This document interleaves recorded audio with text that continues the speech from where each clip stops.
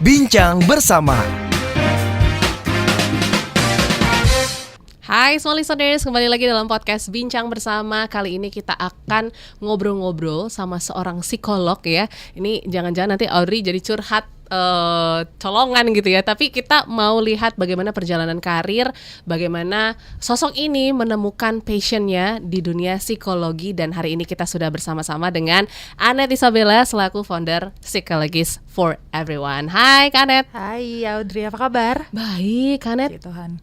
Kabar baik juga, kan dingin. Dingin betul ya, lagi musim hujan. Tapi hujan. aku penasaran, seorang psikolog itu baik-baik terus kah? Atau gimana sih? Karena kan menampung banyak cerita, menampung banyak beban orang-orang. Pernah gak sih merasa gak apa-apa gitu? Gak kenapa-napa? Kalau menurut Audrey, yang kamu, konsep yang kamu punya ketika kamu melihat psikolog tuh kayak gimana? Deg-degan ya kayak. Jadi kebalik ya, jadi aku yang tanya-tanya ya. Mungkin menjadi sebuah media ya untuk teman-teman bisa menemukan ataupun juga merilis perasaan, masalah ataupun sesuatu kayak benang nyangkut. Kalian deh yang bantuin lurusin lagi benangnya, mengurainya. Betul. Gitu ya.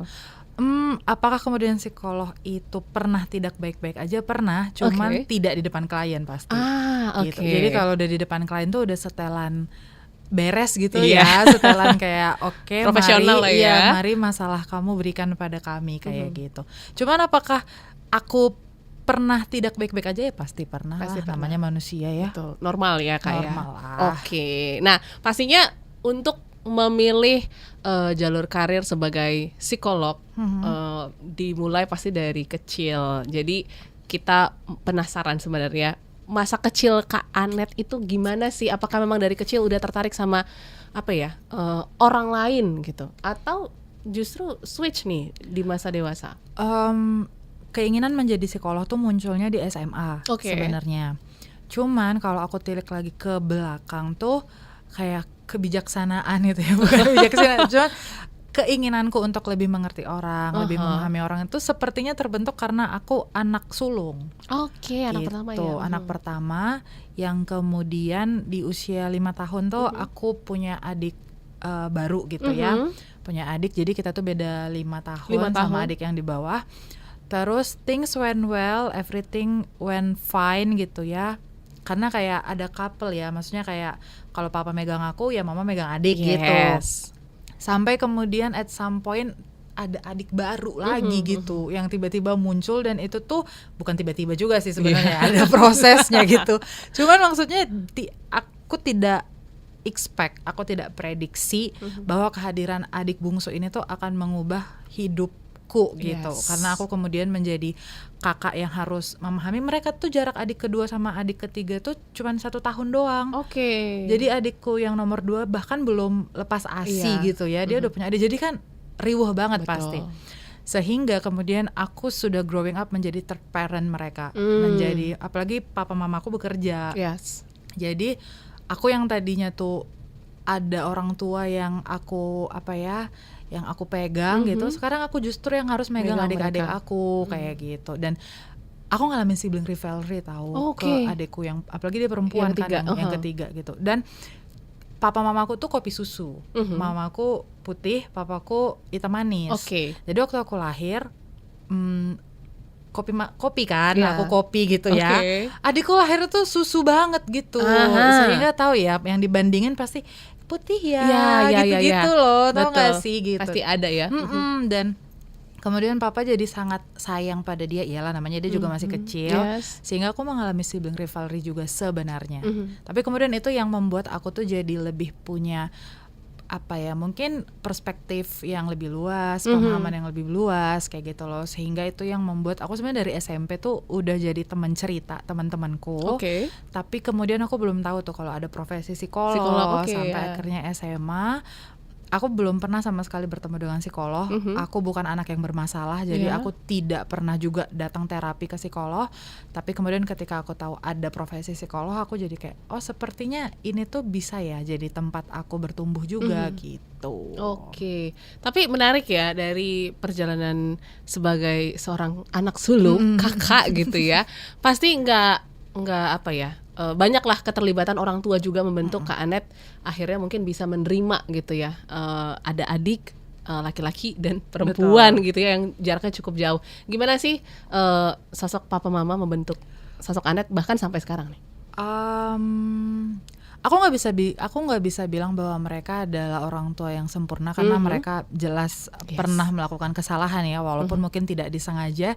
Dan ketika aku kemarin S1 psikologi, kita udah makin gede-gede gitu kan, ada loh momen dimana kita duduk berlima tuh dan kita membagikan gitu kayak luka-luka gitu, perasaan yang jadi pernah, kayak aku bilang kan, aku pernah loh sebenarnya sedih ngelihat kalian tidurnya tuh berempat. Meanwhile aku tuh kamar kan cuma 2 ya, jadi mereka tidurnya berempat dan aku sama sendiri. kakak gitu, sama kakak yang jaga. Terus early morning gitu kayak jam 5 jam 6 gitu tuh aku kayak ke kamar mama papa mau tidur di sana gitu. Tapi aku udah kehabisan tempat, sedih gitu ya, udah full gitu. Dan aku kemarin menceritakan ke papa mama dan aku nangis dan kemudian papa mama saying sorry dan kemudian kita jadi baik-baik banget sekarang gitu. Nah, yang kemudian aku lihat dari papa mamaku dan aku berharap kelak aku bisa seperti itu adalah mereka tidak ego, mereka tidak mempusatkan bahwa superioritas tuh ada di orang tua gitu. Mereka sangat belajar dari anak. Mereka tuh dulu cukup memandang remeh ya, kok ada sih anak SMP stres gitu. Kayak masalahnya apa sih, seberat apa sih kayak gitu ya. Sampai akhirnya aku menjadi seorang psikolog, aku banyak berkecimpung di dunia itu gitu. Mereka bisa belajar dan mereka bisa menerima perspektif baru itu dan mengubah konsepnya gitu. Akhirnya sekarang mereka kalau misalnya ketemu sama even ada keponakan SD gitu kan, konseling sama kakaknya gitu sekarang gitu. Aware jadinya jadi sangat berlebihan aware ya jadinya ya gitu. Over aware. Karena misalnya kita lagi acara tahun baru, acara Natal tuh aku jadi seolah-olah kayak buka praktek gitu. Cerita sama kakaknya, cerita gitu. Ya, itu yang aku sangat salut banget sama mereka, karena mereka mau belajar, tidak stuck pada apa ya, aku udah bikin salah, aku nggak boleh bertumbuh kayak gitu-gitu. Dan itu yang kemudian di aku dan adik-adik juga kita serap kayak gitu, bahwa kayak nggak ada yang benar-benar benar ya dalam pikiran kita gitu. Bisa jadi yang kita rasa benar tuh menurut orang tuh ternyata keliru, atau ternyata yang menurut kita baik menurut orang tuh ternyata dia tersakiti kayak gitu ya. Jadi kita perlu lihat dari perspektif yang lebih luas gitu, dan itu aku dapetin banget dari komunikasi di dalam keluarga internalku gitu. Oleh karena itu yang membawa Kak Anet juga ya untuk akhirnya terbuka dengan beragam situasi, terus juga mungkin kondisi-kondisi teman-teman, karena kan Kak Anet juga buka konseling juga ya, selain tadi di acara tahun baru dan Natal. Dan perjalanan menjadi seorang psikolog kan memang panjang ya, harus menempuh pendidikan lanjutan ya.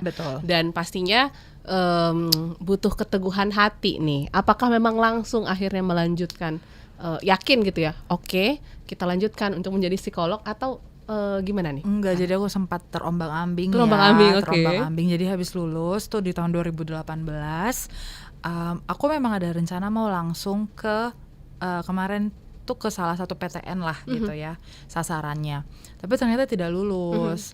Terus aku kayak ya udah deh gitu ya. Kemudian aku berpikir apa ini tuh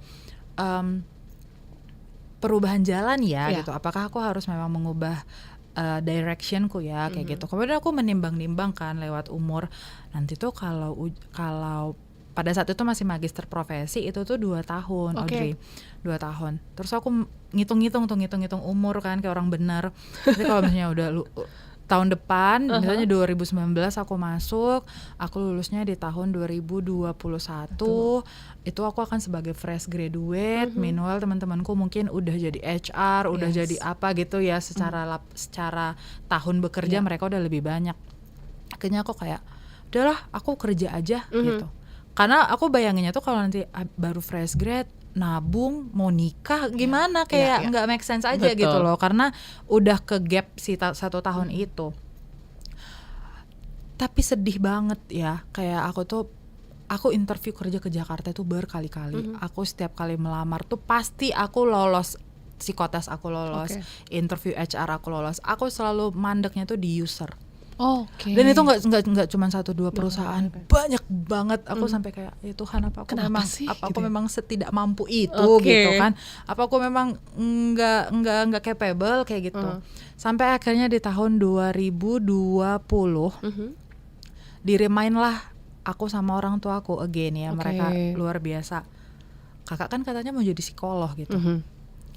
Ya udahlah, coba lagi aja gitu. Ya udah, akhirnya aku coba, dan pada saat itu tuh magister profesi psikolog di Indonesia itu tuh cuman ada di 9 kampus. Jadi idealismeku bahwa aku harus di PTN itu tuh aku geser kan, bahwa kayak ya ini tuh cuma 9 kampus di Indonesia, ya berarti mereka sudah berkualitas dong sama baiknya kayak gitu. Akhirnya aku ngambil di swasta di Jogja pada saat itu. Ya udah, akhirnya dari 2020 aku lulus di tahun 2023 awal. And here I am now, gitu. Dan build up psychologist for everyone. Di momen itu kah? Atau di tahun 2022. Jadi waktu aku lagi ngerjain tesis. Gitu. Dan from that moment tuh kayak it all makes sense gitu loh. Kenapa aku tidak boleh bekerja gitu? Karena kayak memang di sini aku harus bertumbuh dan melayaninya tuh di sini kayak gitu. Jadi aku aku awalnya tuh di tahun 2022 akhir, aku kan udah selesai praktek. Jadi aku udah tinggal ngerjain tesis tuh dan laporan. Jadi aku udah nggak ketemu klien lagi, Audrey. Aku mikir, kalau aku nggak ketemu klien, nanti waktu aku ketemu lagi nih pasti aku deg-degan lagi. Aku lupa lagi gimana caranya gitu kan. Akhirnya aku bangun platform ini awalnya itu untuk konseling gratis. Makanya namanya Psychologist for Everyone. Nah, aku share lah di Twitter. Jadi kalau ada orang yang komen di Best, aku komen langsung lah join di situ ya. Aku mahasiswi akhir psikolog klinis. Kamu kalau mau cerita sama aku daftar di sini gratis gitu. Rame banget kayak aduh, shock ya kok. Ini gede banget ya animonya. Rame banget, dan itu dalam 2-3 bulan tuh sampai 100-200 klien aku tangani sendiri. Gitu. Kemudian itu yang kemudian aku kembangkan, akhirnya aku bangun Instagram untuk aku share soal art terapi, karena art terapi itu ternyata sangat mudah dan bisa kita lakukan ya sendiri gitu kan. Nah, akhirnya aku bangun di situ. Aku bangun Instagramnya itu dalam 2 bulan langsung 10.000 followers. Kayak sebenarnya ternyata tidak ada jalan yang sulit ya. Mungkin kita berada di jalan yang salah aja gitu selama ini kayak gitu. Jadi tiba-tiba 10.000 followers, kaget, tiba-tiba dapat tawaran untuk ini itu, dapat exposure dari media, diundang untuk jadi pembicara. Kemarin bahkan aku kan di Jogja ya. Diundang ke podcast pertamaku itu adalah podcast di TVRI Jogja. Dan ngomongin soal art terapi. Gitu. Akhirnya si Psychologist for Everyone konselingnya juga nambah terus kayak gitu kan, dan sekarang sudah berbayar walaupun masih sangat-sangat affordable. Totalnya itu yang udah pernah menjadi klien di kita tuh sudah hampir 1.000 klien dari tahun 2022 itu.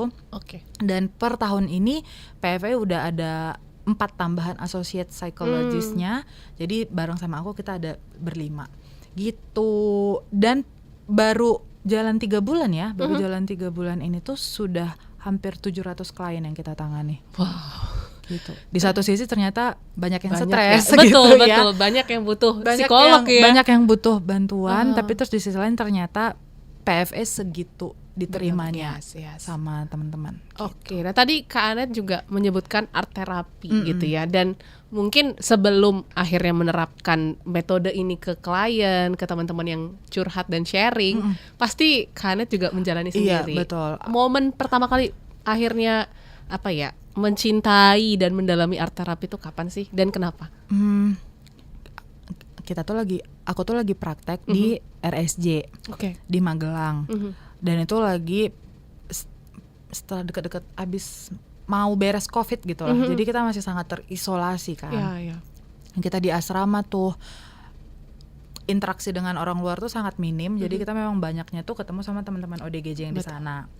Terus beban untuk dapat kasus, ngerjain laporan, ketemu sama teman-teman di sana tuh sangat bikin energinya habis gitu. Apalagi kita sebenarnya aku tuh angkatan COVID. Jadi waktu teori itu kita online. Pertama kali kita offline tuh langsung praktek.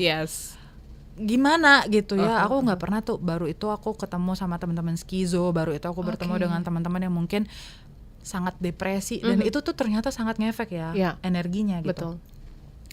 Terus mau cerita sama teman-teman juga mengalami hal yang sama kan, jadi kita sama-sama gitu, sama-sama kan rasakan bebannya. Iya, terus mau ngubungin ke orang tua kemana gitu, maybe they won't really understand gitu kan. Jadi daripada aku memaksa orang untuk kemudian memahami apa yang aku rasakan, tapi aku pun nggak tahu apa yang aku rasakan gitu. Akhirnya ya udah, dari situ aku mulai coret-coret awalnya, kemudian aku mulai journaling, aku kemudian mulai belajar soal art terapi, sehingga setelah dari RSJ itu kita lanjut praktek ke puskesmas, aku mulai menerapkannya ke klien-klienku di puskesmas gitu, karena that works for me. Aku bisa bertahan 2 bulan di RSJ dengan tetap sehat kayak gitu kan ya, salah satunya karena si art terapi itu. Gitu. Tapi gimana sih respon teman-teman atau mungkin ya yang curhat-curhat ke Psychologist for Everyone ya, untuk akhirnya mereka menggunakan metode art terapi untuk memulihkan lah diri mereka?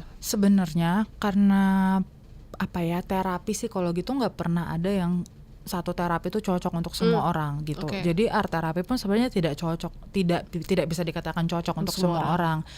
Aku baru posting video kan di PFE, hit 4M apa ya viewersnya gitu. Jadi kan udah jadi kayak bola liar ya, udah sampai kemana-mana. Dan itu detailnya sangat rapet-rapet gitu. Akhirnya tuh muncul komen-komen yang kayak, aku geli, aku nggak suka, ternyata aku pusing, aku mau coba ternyata aku mual, kayak gitu-gitu loh. Nah ternyata kan tidak semua orang cocok melakukan art terapi. Cuman untuk teman-teman yang kemudian cocok dengan art terapi, mereka banyak sharing sih dan banyak ngetek-ngetek juga ya ke Instagram atau kemudian DM bahwa ada yang pola tidurnya jadi lebih enteng gitu karena dia coret-coret di malam hari. Kemudian ada yang dia jadi lebih paham juga soal emosinya. Ada yang tadinya dia mau marah tapi jadi nggak jadi gitu ya, karena dia coret-coret gitu sih. Jadi untuk orang yang cocok itu akan bekerja dengan baik. Tapi kalau untuk orang yang nggak cocok, berarti memang mungkin butuh metode terapi yang lain atau metode yang lain gitu. Wah, berarti eksplorasinya memang benar-benar ke klien langsung dan mereka kasih feedback positif juga ya, kayak yang cocok. Tuhannya gitu. Nah, pasti dalam dalam sehari-hari ini kan kegiatannya konseling, ketemu klien, terus juga mungkin kasih seminar dan lain sebagainya gitu ya Kak. Pasti akan ada energi yang terkuras banget gitu. Gimana sih cara Kak Anet sendiri untuk menyeimbangkan ataupun work life balance lah ya kita katakan. Sebagai psikolog, apa sih mungkin healingnya seorang psikolog? Kalau Kak Anet sendiri? Aku tuh selalu libur di hari Kamis. Jadi hari Kamis tuh aku tidak menerima klien. Hari Sabtu aku terima tapi cuman sampai jam 12. Jadi habis itu tuh udah aku weekend tuh sampai hari Minggu. Itu salah satu hal yang aku upayakan ya, supaya aku at least tidak terlalu overwhelmed gitu ya dengan cerita-cerita klien. Kemudian aku tidur. Aku kalau habis event, habis ketemu sama workshop atau misalnya bertemu dengan banyak orang kayak gitu ya, aku pasti cari makan enak terus pulang dan tidur gitu. Dan kalau ada teman-teman yang melakukan hal yang itu, that's totally normal gitu loh, karena begitulah cara tubuh kita memang merecharge energi kan gitu. Tapi kalau healing yang benar-benar healing menurutku tuh nggak rutin aku lakukan sih, cuman memang kayak me time, quality time dengan orang-orang terdekat, kemudian mungkin melakukan trip kayak gitu-gitu memang harus dilakukan gitu. Tapi kalau sehari-hari aku selalu memasukkan olahraga dalam rutinitasku. Jadi olahraga kan itu memproduksi hormon-hormon bahagia ya. Jadi itu tuh bisa membantu tidak terlalu overwhelm gitu dan tidak overwork sih. Gitu. Nah ini penting. Karena ada beberapa klien yang kemudian, Kak boleh nggak aku disisipin gini-gini gitu. Meanwhile jadwal udah padat banget gitu. Di satu sisi kan pengen bantu, cuman kan nggak boleh dong mengorbankan diri sendiri untuk orang lain. That's why kemudian diberikan pengertian, nggak bisa hari ini, maaf banget gitu. Karena we cannot be there for everyone every time. Betul. Gitu sih kalau yang aku lakukan. Dan kalau udah penuh banget ya konseling ke psikolog. Oke, pernah berarti kan kalau waktu itu belum pernah. Kalau sampai dengan sekarang udah pernah. Udah dong. Udah. Gitu. Oke. Aku sudah konseling dengan psikolog beberapa kali. Tapi sepenting apa sih sebenarnya Kak kita mungkin kita kadang kan ngerasa ya kita normal-normal aja gitu ya. Kapan sih waktu yang tepat sebenarnya? Nah, sekarang ya kalau misalnya kita ngomongin tren ke psikolog tuh beberapa tahun yang lalu, mungkin memang untuk orang-orang yang udah punya gangguan gitu, yang udah kayak punya keluhan. Tapi kalau sekarang itu tuh ke psikolog tuh udah kayak lifestyle ya menurutku. Jadi aku ketemu sama psikolog tuh ya ngobrol kayak gini tuh recharge banget menurutku gitu. Di mana selama ini aku jadi pendengar dan di saat itu tuh aku bisa bercerita panjang lebar dan aku didengarkan dengan baik gitu. Dan banyak juga klien-klien di PFA itu tuh yang tidak punya diagnosa, jadi nggak ada diagnosa depresi, nggak ada diagnosa bipolar, jadi memang datang untuk sekedar sharing, untuk sekedar brainstorming, untuk sekedar memberitahu kayak update kehidupan dan pertumbuhannya kayak gitu. And that's totally okay juga. Karena sekarang mungkin kalau ngomong sama temen tuh takut ya gitu, kayak dia juga punya masalah nggak sih gitu, takut membebani aja takut sih membebani gitu. Nah, kehadiran psikolog tuh bisa mengisi gap itu gitu. Karena bagaimanapun kita butuh teman untuk cerita, kita butuh didengar, itu tuh kayaknya kebutuhan manusia banget gitu. Dan pastinya kan sekarang dan mungkin diharapkan PFA dan juga mungkin Kak Annette sendiri ya bisa tetap banyaklah memberi dampak ya untuk orang-orang sekitar. Amin. Nilai-nilai apa sih yang Kakak pegang gitu ya, sehingga nanti kedepannya pun akan bisa tetap memberi hal yang positif gitu untuk orang-orang sekitar? Kalau aku, ini yang kemudian nilai yang kita cari banget dari setiap psikolog yang kemarin daftar mau menjadi associate. Karena kalau kemudian kita tidak punya nilai yang sama, sepertinya tuh akan susah gitu. Seperti namanya Psychologist for Everyone tuh, psikolog ini untuk semua orang, terlepas dari kemampuan mereka bisa bayar atau tidak gitu. Layanan psikologi tuh mahal banget gitu, walaupun kemudian ada opsi-opsi gitu ya, termasuk PFA kan salah satu opsinya gitu.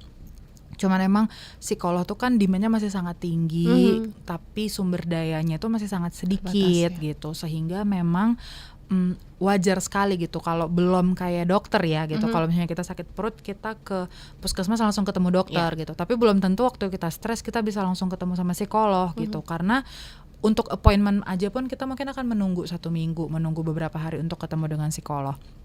Sehingga nilai yang kemudian aku pegang sampai sekarang itu adalah bahwa pelayanan kesehatan mental itu tuh memang harus untuk semua orang gitu. Bukan karena mereka sakit atau tidak, bukan karena mereka punya duit atau tidak gitu ya, tapi karena mereka butuh. Gitu. Itu makna Psychologist for Everyone juga ya. Iya, makanya untuk anak sekolah di PFA aja tuh harganya under 50.000 satu sesi. Dibedakan ya kayak dibedakan dibandingkan dengan harga yang umum kayak gitu. Karena sasaran kita anak SMP, SMA, anak kuliah yang butuh konseling tapi mungkin masih jajan kan. Tapi sulit gitu kalau misalnya harus yang pricey gitu. Berarti dulu aku flashback lagi nih ya, ketemu nama Psychologist for Everyone itu dari mana inspirasinya? Nggak ada. Aku dan itu pikiran tuh tiba-tiba muncul karena aku lagi tesis, aku lagi di depan laptop, aku lagi duduk di kafe di Jogja. Aku lagi ngetik, terus aku kayak tiba-tiba bosan kan. Ini nanti kapan aku ketemu klien? Aku pikir kayak gitu. Dan pada saat itu juga aku eksekusi, aku langsung cari kalau misalnya kayak portal untuk ngatur jadwal gitu di mana ya gitu. Itu dulu yang aku cari kan, karena aku langsung mikirin sistemnya nanti kayak gimana. Kalau kayak G-form gitu-gitu ribet deh kayaknya gitu aku pikir. Aku carilah, aku udah dapat satu platformnya, terus dia minta namanya apa. Baru aku kepikiran ya namanya apa ya? Gitu. Lama aku diam kan sambil aku merenung-renung. Aku tidak mencari inspirasi, aku cuman kayak membayang-bayangkan aja gitu. Udah deh Psychologist for Everyone aja gitu. Sesederhana itu sebenarnya awal mulanya gitu, bukan dari perjalanan yang riset kayak gitu tuh enggak gitu, kayak Psychologist for Everyone ya udah gitu. Waktu mau bikin Instagram, aku kepikiran nama yang lain. karena aku kayak itu nanti orang ngira ini akun luar gitu kan, nanti dikiranya mungkin ini akun barat atau gimana. Aku udah sempat mau ganti, tapi terus untungnya diingatkan gitu sama orang-orang sekitar, janganlah pakai itu aja, biar udah satu nama aja gitu. Ya udah, ternyata itulah nama yang sampai sekarang dan menjadi identitasku juga. Oke. Nah, pastinya yang terakhir kali ya, karena kan tadi kayaknya Kak Anet itu memang sangat-sangat disupport dari keluarga gitu ya, dari partner juga mungkin. Seberapa besar sih mungkin support mereka, karena kan sekarang Kak Anet makin sibuk, terus juga klien makin banyak gitu ya. Gimana support real mereka untuk akhirnya Kak Anet bisa terus menjadi psikolog lah untuk semua orang? Ada momen-momen dimana ada tawaran yang datang ke aku dan aku merasa aku kayaknya belum pantas deh gitu. Aku selalu curhat tuh pasti ke grup keluarga dulu gitu. Bahkan ke grup keluarga dulu baru ke suamiku. Maaf banget ya gitu. Karena itu yang udah dibangun kan gitu. Meanwhile kalau aku nikah tuh baru, jadi wajar lah ya gitu. Aku pasti langsung gitu. Aku bahkan tuh langsung forwardin. Aku takut, aku bilang kakak takut, ini kayak gimana. Nah muncullah itu kata-kata motivasi, kemudian kayak kakak bisa, ini kan something yang kayak kamu mimpikan, gitu-gitu gitu. Itu support yang aku rasa sangat-sangat ini ya, berdampak banget ke kepercayaan diriku kayak gitu. Kemudian mereka sungguh appreciate. Mamaku tuh anak Facebook banget ya. Jadi aku tuh apa-apa yang aku lakukan tuh di-share di Facebook, di-post di Facebook kayak gitu. Terus akhirnya aku bilang aku mau main ke radio. Ya ampun, radio apa? Kok bisa? Gini. Itu nanti pasti minta Kak foto ya. Nanti mau masukin Facebook gitu. Dan ternyata kayak walaupun kita ngerasanya cringe, tapi ternyata itu bentuk banget ya. Bantu banget kayak gitu loh. Gitu kalau sama orang tua kayak gitu aku akan selalu update. Minimal kalau sama suami aku kan melanglang buana banget ya. Dan aku tipikal yang cukup bisa kemana-mana tuh independen aja gitu sendiri. And he trust me so much about that gitu. Kayak aku harus pergi keluar kota, kalau dia nggak bisa nemenin ya dia percayakan aku sendiri gitu. Dan aku tidak perlu kayak minta izin yang gimana gitu. Jadi kayak aku ada tawaran ini ke sini, jadi aku ke Tangerang lah, ke Depok, ke Bekasi, kemana dia ya nggak apa-apa, hati-hati kayak gitu. Dan aku juga bukan tipikal yang rewel gitu. Dan he understand kalau aku tuh bukan tipikal yang juga nyaman di rumah terus gitu kan. Jadi kalau misalnya some point di mana aku mau konseling dari luar ya gitu, iya nggak apa-apa gitu. Dan itu it helps me a lot banget sih. Itu bentuk support juga support juga kayak gitu. Karena kalau misalnya sebagai psikolog kan jasa sendiri ya. Betul. Mereka nggak bisa gantiin aku gitu. Tapi dengan cara mereka mengizinkan aku untuk melakukan hal-hal yang sekiranya bisa bikin aku happy, ya bantu banget gitu. Bantu aku banget. Jadi memang Kak Anet bisa ada di sini juga karena support orang tua dan partner ya. Jadi halo mama papanya Kak Anet. Mungkin ini akan di-share di Facebook nanti. So seru banget ngobrol sama Kak Anet. Jadi ternyata support keluarga itu sangat berperan, dan juga keinginan untuk membantu yang ternyata itu menjadi jalan ya. Itu pasti akan sangat nyaman untuk dijalanin, walaupun pasti nggak nyaman-nyaman banget sih, ada ups and down-nya. Betul. Tapi ya itu balik lagi ke support keluarga dan partner. So thank you Kak Anet. Terima kasih. Kita tunggu ngobrol-ngobrolnya lain waktu, dan small listeners juga semoga makin aware juga ya tentang pentingnya kesehatan mental dan berkunjung ke psikolog. Kalau gitu kita ketemu di episode berikutnya. Bye bye. Bincang bersama